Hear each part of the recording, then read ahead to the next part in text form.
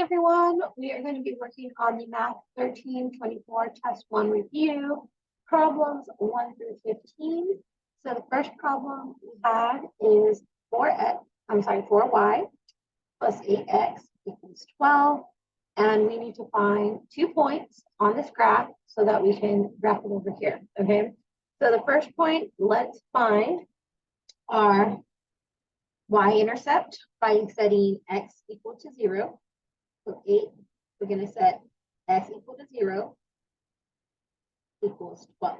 Okay, so now we know this is going to go to 0, so we're done with that term. And we're left with 4y equals 12. We're going to divide by 4. So y equals 3. And our point is 0 for the x value, comma 3 for the y value.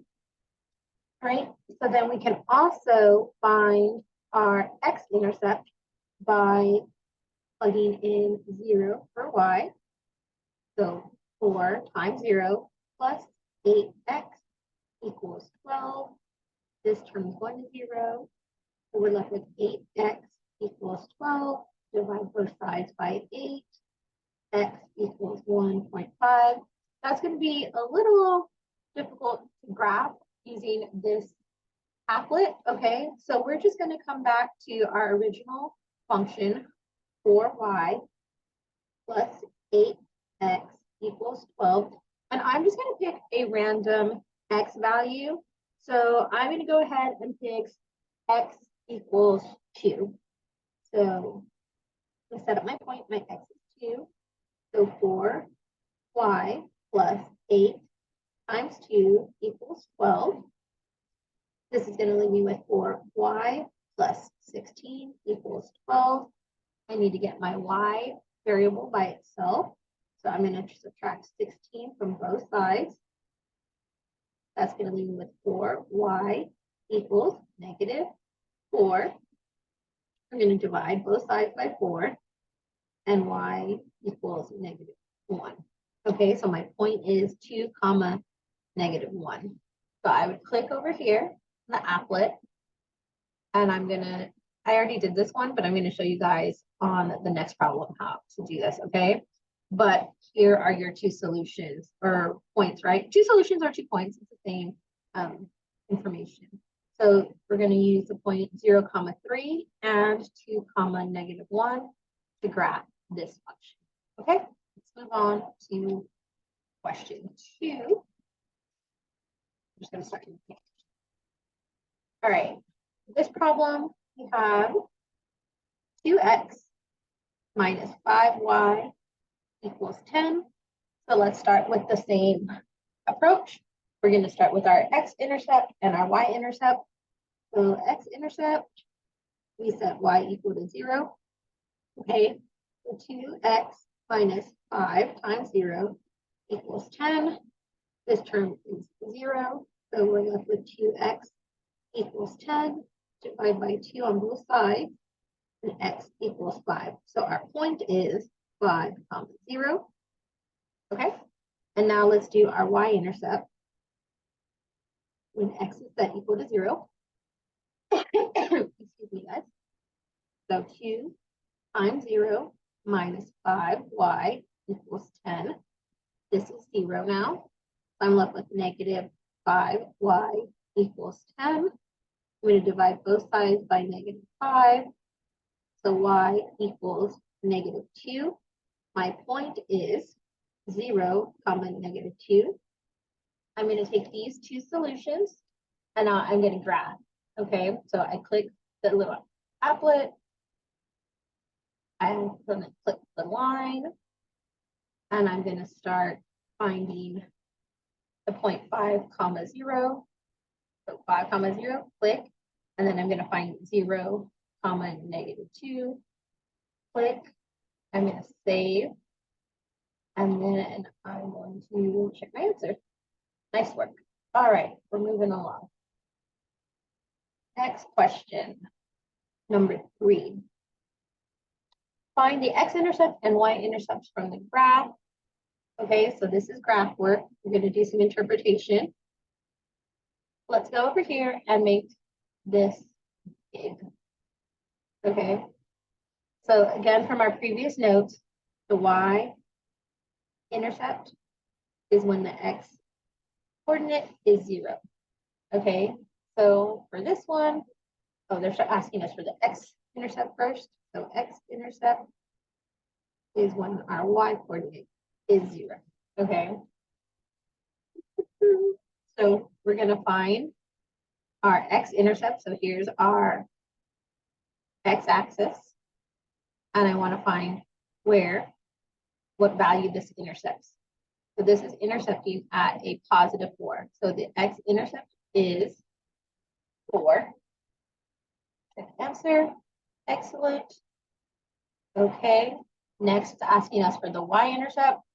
So my y-intercept is when the x is 0.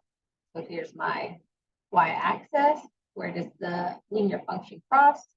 It crosses here at positive 5. So the y-intercept is 5. Check answer. Next question. All right, guys. I'm moving to play 4. Without sketching the graph, find the x-intercept and y-intercept of the graph. Okay, so we are working with the function 6x plus 5y equals 30. And let's start with our x-intercept, which is y equals 0. So we're going to take 6x plus 5 times 0 equals 30. That term is 0 now. So 6x equals 30. Divide by 6 on both sides. X equals 5. Okay, so we can answer this first part. The x-intercept is 5. Check answer. Well done. We keep going. Okay, so now we're going to do y-intercept. X equals 0. 6x plus 5y equals 30. My x is going to be a 0 now. So 6 times 0 plus 5y equals 30. That term is going to go to 0.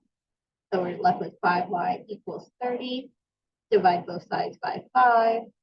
The y-intercept is equal to 6. So over here, a y-intercept is 6. Check answer. Next question. Awesome. All right. Question 5.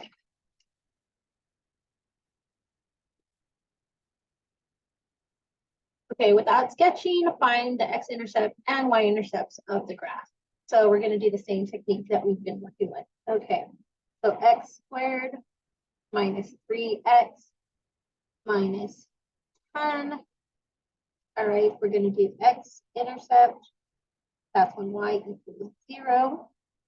So 0 equals x squared minus 3x minus 10.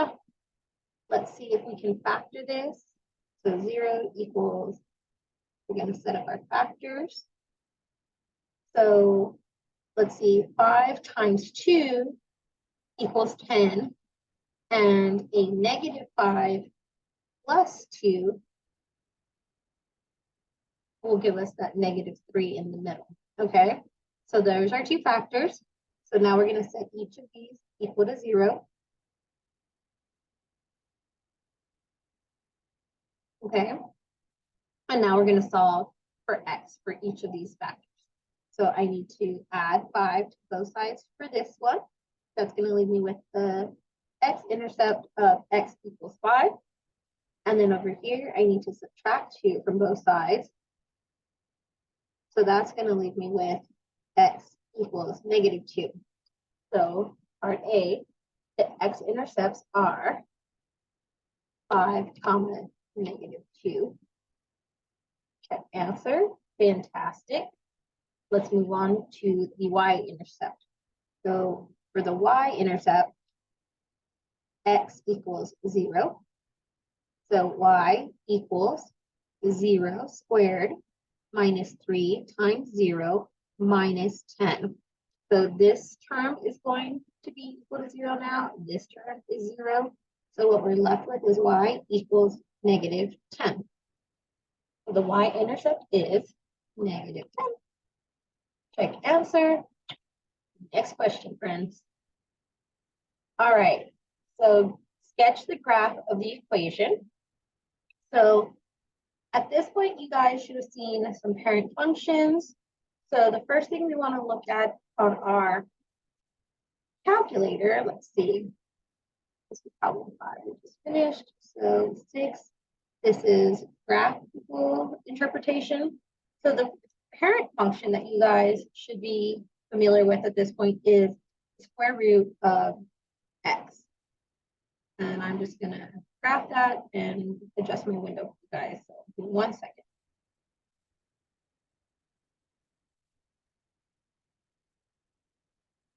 Okay, so this is the parent function of the square root of x. Okay, and so then we also, based on knowing our parent function behaviors, we can work through the process and simply eliminate graphs A, graph C, and graph D. Okay, and then I want to go ahead and zoom in right here. Okay, so we have our parent function.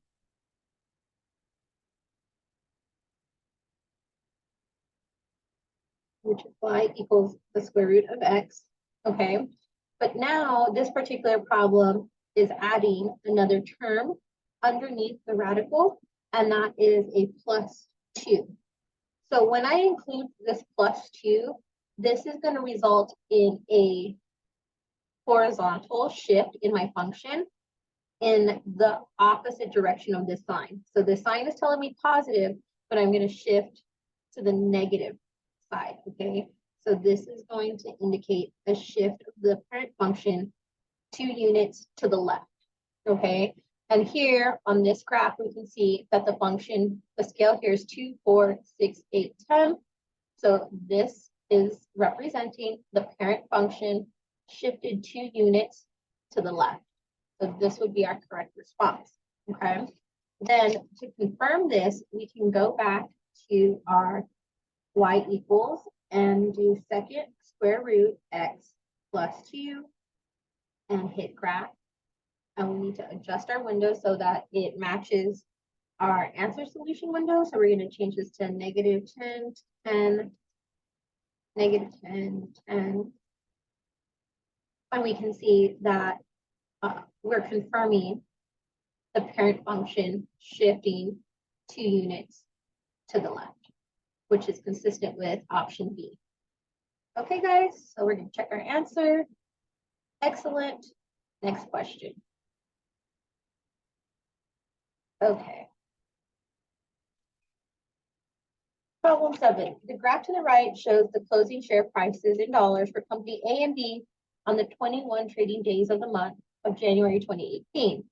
What was the approximate closing share price for company A on day 21 and company B on day 21? Okay, so let's zoom in here. We're not going to strain our eyes.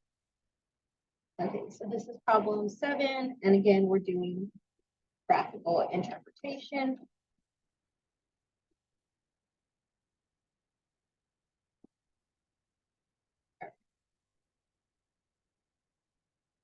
And then, okay, so here, this is representing the closing share prices.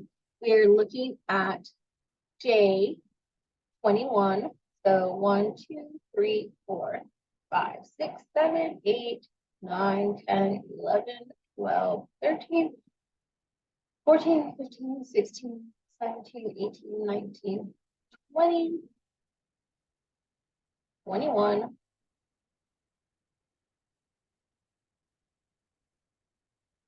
Yeah, 21. Okay, so then we're looking for company A first.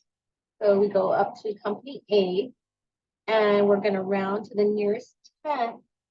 So I'm going to say this is about 15.8.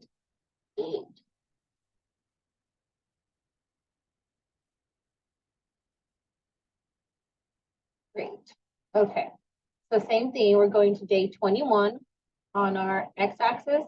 And now we're going to go look at what the closing share price for company B, which is the red line. And that's I would say, let's see, this is about 0.5, so this is about 19.2. Okay, perfect. Next question, let's go. Paper.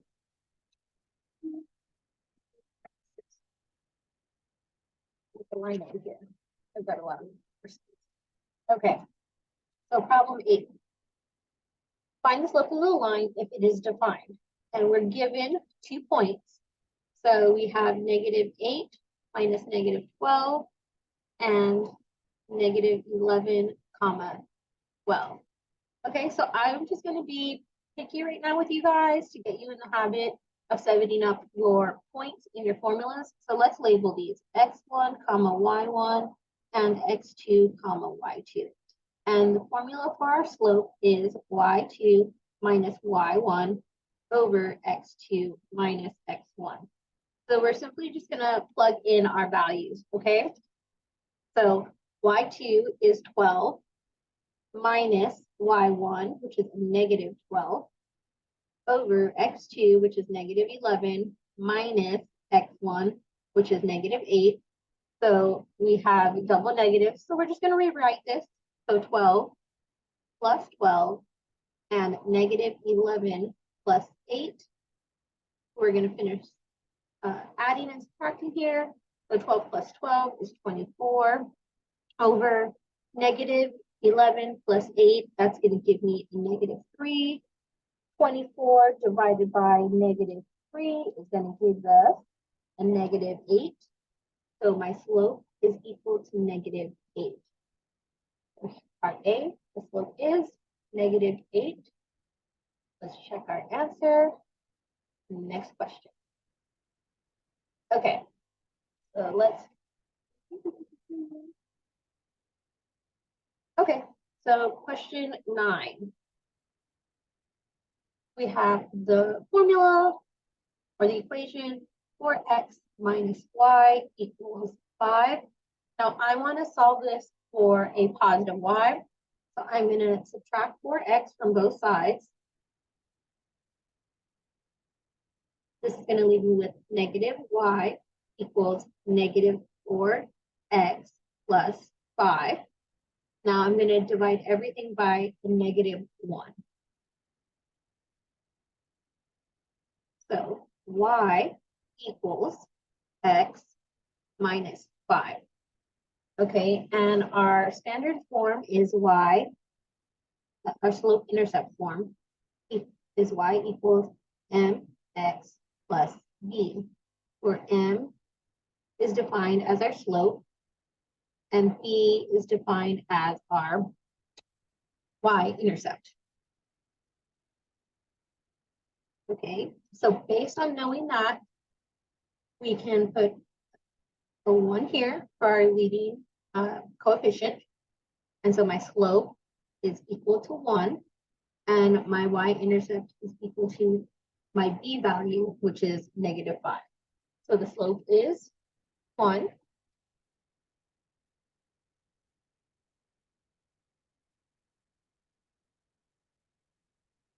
Oh, I'm blind because I didn't write it down correctly. Guys, what's -4 divided by -1? It's +4. So my slope is +4. Rookie mistake. All right, the slope is 4. Nice. Okay, and the y-intercept is, in fact, -5. Check answer. Excellent. Okay, so, right, everyone makes mistakes, guys. So even me, I'm going a little fast this morning for my brain. So sometimes, right, if you get a, hey, I thought I did all of my work correctly, and then you typed in what you thought was a correct solution, go back and look at your work real quick. Maybe you made a small oversight or a small sign error, right? We all do it. Awesome. Life lessons. Let's keep going, friends. Next question. Okay, we're going to find the slope and the y-intercept for the function 2x is number 10. So we're working with 2x minus 5y equals 15. Again, let's solve for y. I'm going to subtract 2x from both sides. That's going to leave me with negative 5y equals negative 2x plus 15. I'm going to divide negative 5 for every term, okay? So what am I left with? I have y equals negative divided by negative. That's going to give me a positive 2x over 5. And a positive 15 divided by a negative 5 is going to give me a negative 3.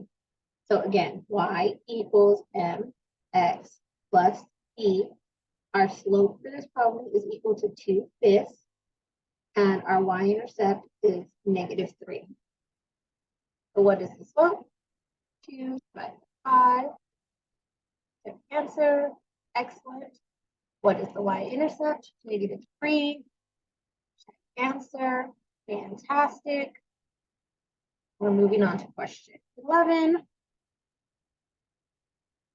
Okay. Find an equation of the line having the given slope and containing the given point. Okay. So now we need to use our formula y minus y1 equals m times x minus x1. We're given the information m, our slope equals 3 over 4, and we have a point 3, negative 9. And again, I'm going to be picky with you guys. Label your points. This is x1, y1. So we're just going to plug in all of our information, okay? So y minus y1, which is a negative 9. So it's y minus the y1 values. Y minus negative 9 equals m, which is 3/4, times x minus the x1 value, so minus 3. Okay, so now we're just going to keep reducing, distributing, and combining terms.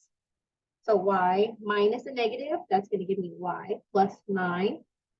I'm going to distribute this 3/4 to both terms, so that's going to give me 3x over 4 minus 9 over 4. And now I need to move this plus 9, okay?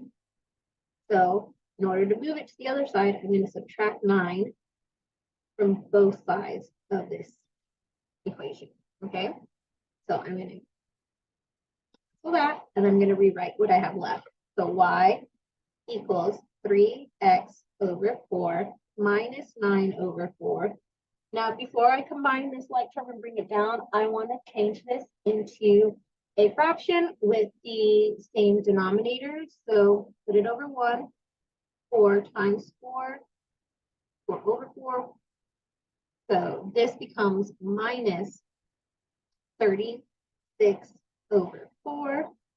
So we're going to figure out negative 9 minus 36. That's going to give us a negative 45 over 4. So y equals 3x over 4 minus 45 over 4. Okay, so this is the equation of the line that they're asking us for. Okay, so we're going to go and type that in. Y equals 3x over 4 minus 45 over 4. Yay, good job. Next question. Okay, we're going to do the same process for number 12. So again, touch base with your instructor, whatever their rules are for your exam and what notes you're able to use. I would say this is a pretty important equation. Y minus y1 equals m times x minus x1. We're given the slope, m equals negative 7, and the point 3, 9. Again, being picky, label it x1, comma, y1. Now we're going to plug everything in. Y minus y1, which is 9, equals m, which is our -7, times x minus x1, which is our 3. All right, so we're going to combine, we're going to distribute, we're going to do all that jazz. So -7 times x is -7x. -7 times 3 is going to give us a positive 21. We're going to add 9 to both sides. So y equals -7x plus 30. And that's what we're going to type in over here. So y equals -7x plus 30. Let's check our answer. Excellent. We're moving on. Okay. Now, problem 13. Find an equation of a line that passes through 2 given points. So this is going to be a multi-step process. So the first thing we want to start with is our slope equation. M equals y2 minus y1 divided by x2 minus x1. We're given the points -1, 2 and 1, 8. So again, label everything. x1, y1, x2, y2. And now we're just plugging in. So y2 is 8 minus y1 over x2, 1 minus y minus x1 is a -1. So 8 minus 6. I'm sorry, 8 minus 2 equals 6. I'm getting ahead in my head. And 1 minus -1 is 2. So 6 divided by 2 is 3. So that's our slope. All right, next we're going to use our y minus y1 equals m times x minus x1. We have our value for m. We're going to use our original point, the -1, 2. And we're just going to plug everything in. So y minus y1 is 2 equals, all right, slope value is 3x minus x1 is a -1. So y minus 2 equals 3x. This is a positive, right? Negative times negative. So 3 times this is going to be a positive 3. We're going to move this plus 2 to the other side. So we're left with y equals 3x plus 5. So the equation is, so I think it's going to just type it all in. So y equals 3x plus 5. Answer. Excellent. Next question. So 14 is the same process. I think we can write it here with enough space.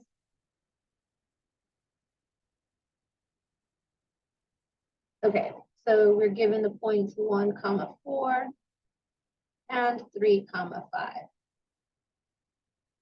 So m equals y2 minus y1, x2 minus x1. Label everything.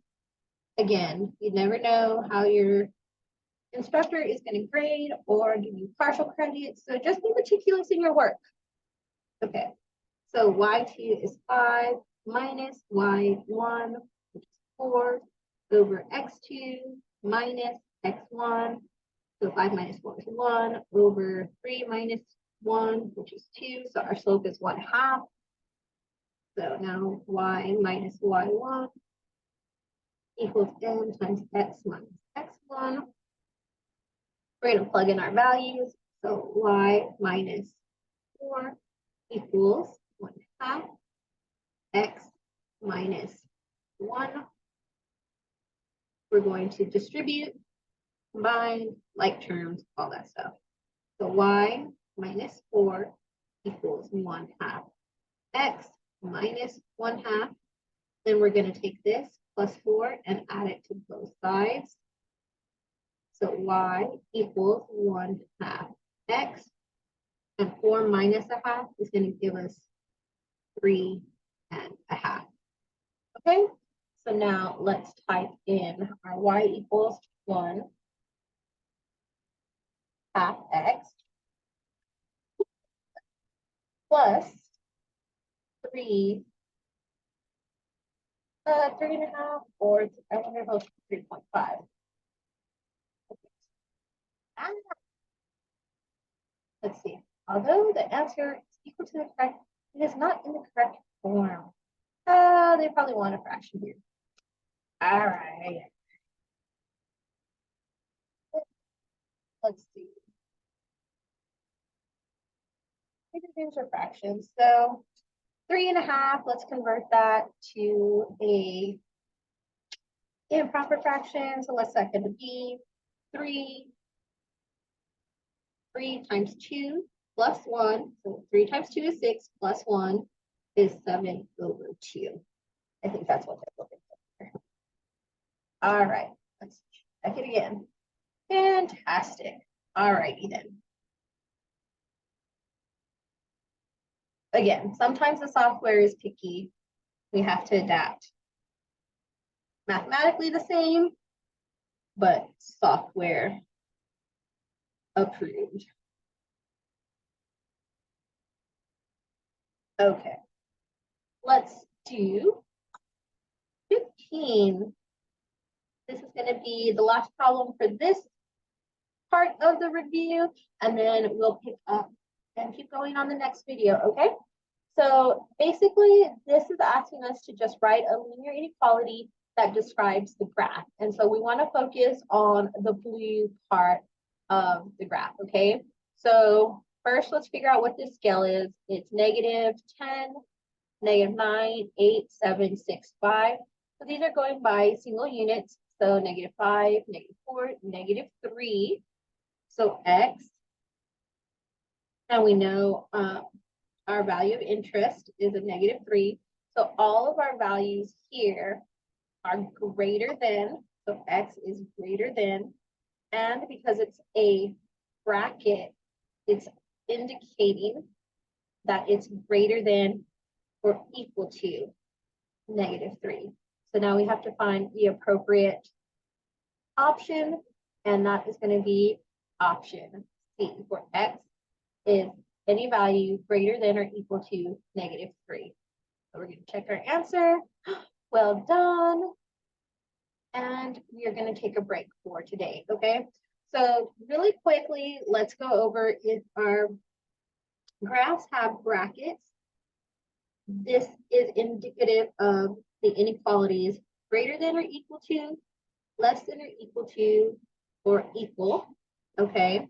If your graph has parentheses, this is indicative of an inequality greater than or less than, okay?